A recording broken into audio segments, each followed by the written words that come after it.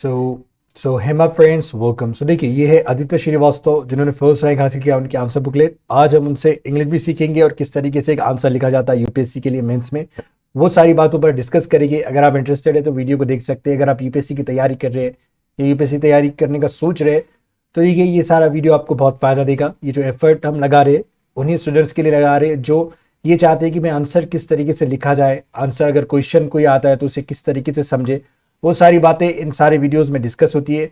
अगर आपको एफर्ट पसंद आता है तो आप लाइक कर सकते हैं और कमेंट में जरूर अपनी राय जरूर दें। ओके, तो चलिए क्वेश्चन को शुरू करते हैं। Provide an account of the historical and architectural importance of the Sanchi stupa, also discuss how it inspired the future architecture in India. अब हमें क्या हिसाब देना है किसका, हिस्टोरिकल एंड आर्किटेक्चरल इंपॉर्टेंस का। मतलब हिस्ट्री में क्या इंपॉर्टेंस थी एमएटीएस की और आर्किटेक्चर में क्या इंपॉर्टेंस थी कि लोग कैसे बिल्डिंग के डिज़ाइन वगैरह होते थे हिस्ट्री में पास्ट में, वो उसकी क्या इंपॉर्टेंस थी, और हिस्टोरिकल क्या इसका मतलब ऐतिहासिक क्या अहमियत है इसकी सांची स्तूपा की, वो हमें बताना है, उसका हिसाब देना। और साथ में क्या करना है, discuss how it inspired, okay, किस तरीके से इसने मोटिवेट किया फ्यूचर आर्किटेक्चर को इन इंडिया में। मतलब फ्यूचर आर्किटेक्चर किस तरीके से इसी बुनियाद पे, इसी फाउंडेशन पे किस तरीके से बिल्डिंग्स आगे बनती गई, आर्किटेक्चर होता गया, तो वो किस तरीके से इससे जुड़ा हुआ है, इंस्पायर्ड क्या सांची स्तूपा ने, वो भी हमें बताना है।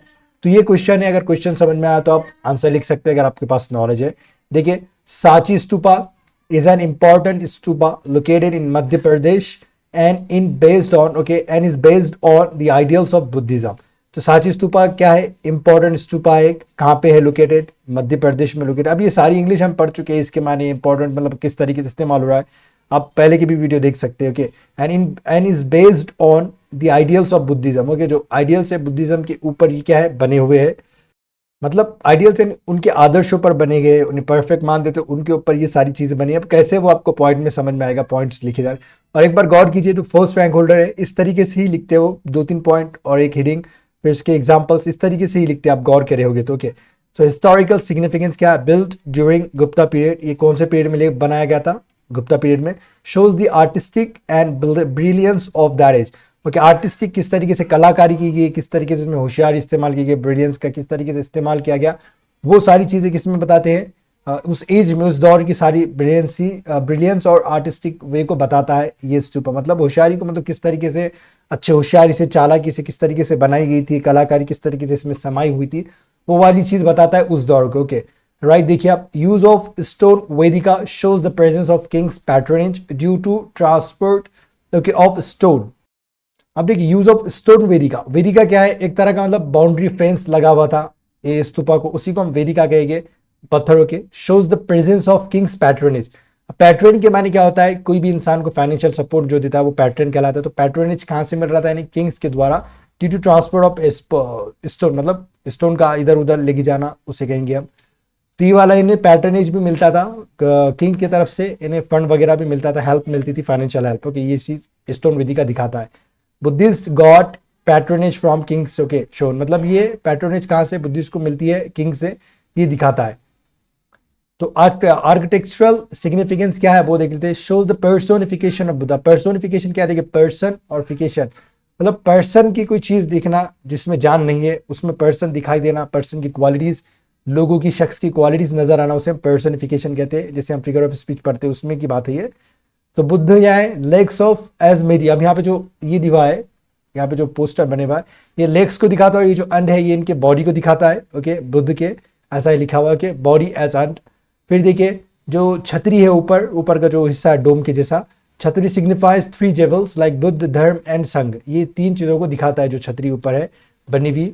Okay, upper and lower pradakshina path. Okay, pradakshina path, right, pradakshina path for Mahayana and Hinayana. Okay, और अपर एंड लोअर किसके लिए था ये प्रदक्षिणा पाथ, मतलब जो ऐसा डोम बने हुआ था और इसके तरफ में जो गोल थे, लोग यहाँ पे ऐसा राउंड मारते थे डिवोटीज उसके, तो प्रदक्षिणा पाथ कहेंगे उसे। तो ये महायान और हिनायान के लिए बना हुआ था।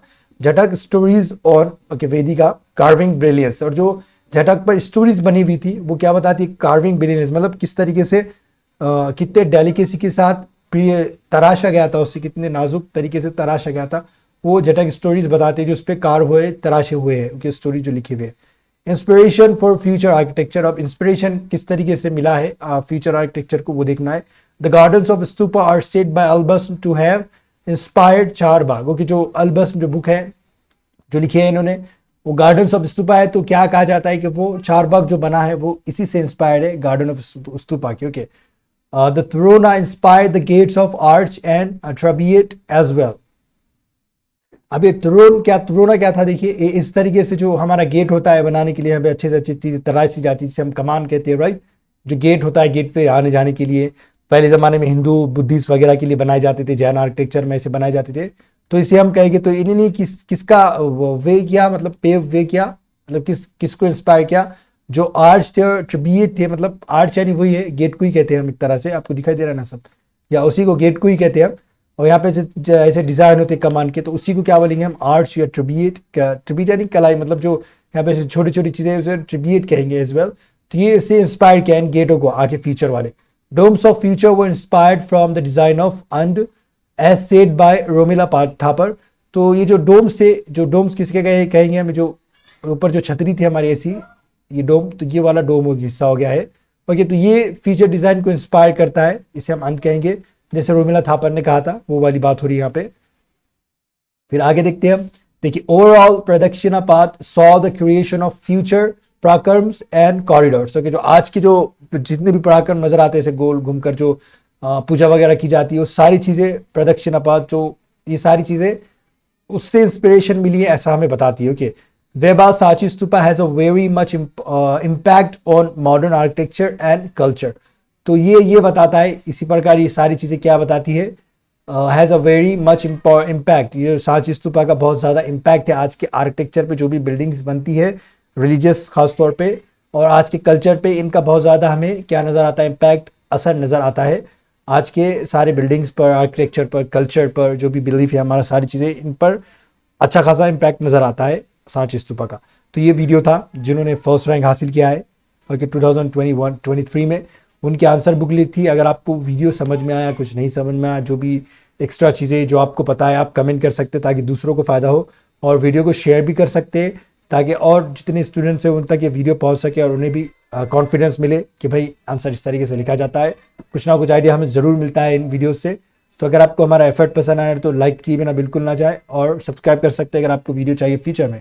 तो वीडियो देखने के लिए आपका बहुत बहुत शुक्रिया।